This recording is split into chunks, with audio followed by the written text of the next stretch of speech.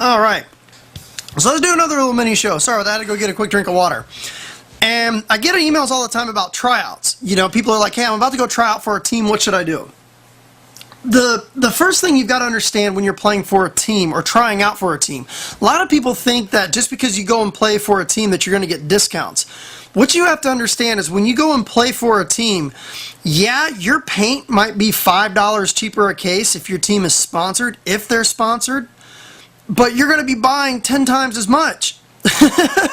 So if you're looking to join a team to save money on paintball, you're going the wrong way. You're going to spend probably 10 times more on paintball than when you're on a team than you will if you're just playing rec play.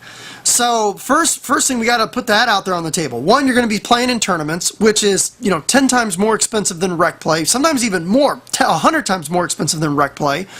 You're going to be shooting a lot more paint. You're going to break a lot more things because you're playing a lot more. You are going to go through a lot more packs. You're going to lose a lot more pods. You're going to go through broken loaders. You're going to blow regs on your tank because you're using it a lot more, so it's going to get more dirt in the regulator, and you're going to blow burst disc, and you have to mail it back to get repaired. A lot of newer players think that because they're going to join a team that they're going to save money on paintball. Yes, the per unit cost is going to go down, but you're going to buy 10 times as much. So yeah, you may have saved $5 on paint, and yeah, you might have saved $5 on entry, but that's going to go right out the window the first time you play a tournament, and it costs you $200 out of pocket.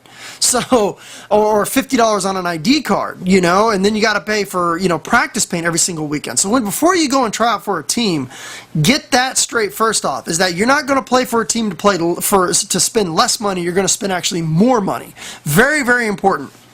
And the next thing is, what do teams look for? What's the best way to get on a team? The first thing you have to understand when you go to try out for a team is you need to have your life in check. You need to have your financial situation in check. You need to make sure that you can get the time off to play the tournaments, to play the events that they're going to play. This is both for woods ball scenario and also for airball.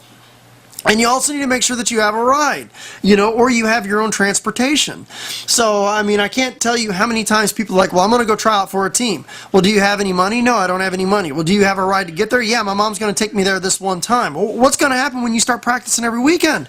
Well, you don't have any money for paint, you don't have any money for entry, you don't have any money for a jersey, and you don't have a ride to the field. Well, obviously, you're not ready to play on a team yet. So, me personally, I generally don't pick up players under the age of 18 on my team, and it's not so much that I don't want players under the age of 18, but you don't know how many times that we've had players that either, one, don't have the money to play a tournament that they said they were going to have, or they don't have a ride to practice, and they don't tell anybody that they don't have a ride to practice until 30 minutes after the practice started, and we're all in Lakeland, and we've got a player over here in St. Petersburg that doesn't have a ride. They get grounded, they get in trouble. What's the first thing that high school, people that are in high school, if they get in trouble or their grades drop, what's the first thing their parents do? They take away paintball. Well, for a team, that kind of sucks. You just lost your snake player. You just lost your back player. You just lost your Dorito player. So that's the thing with teams, is that you have to understand that there's going to be expectations of you, and you need to have those expectations ready to go before you go out there and try out. They're going to expect you to be there every single weekend. Every single weekend, they're going to expect you to have $60, $40 for paint, $20 for entry. They're going to expect you to have $200 to $300 per tournament that they play in. What about transportation? So you got to get all of that stuff. You have to get your life in order first before you go to try out for a team.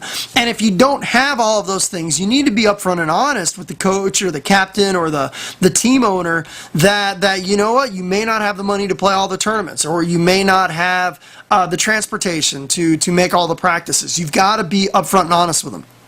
Once you have all that situated, so let's say, for instance, you've got a job. You have $100 a week that you can spend on paintball for tournaments and practices. You have a car or a ride, so you can make sure that you can make it to all the practices. Not just the ones to the field 10 minutes from your house, but the ones 2 or 3 hours, because once you start playing on a team, you're going to be practicing against other teams. So you may not always have to play at your home field. You may play at your home field this weekend, but then you may scrimmage that same team at their field next weekend. So what if it's 2 hours out of the way? How are you going to get over there? So Once you have all of that stuff in handy, what's the best way to, what's the best way to get on the team? The first thing I would tell you is to get to the tryout early. Ask that, is there any way to help out? Setting up for the tryout, cleaning up paint boxes. What can you actually do to help the team out? And then stay afterwards. Is there anything you can do to clean up and stuff like that?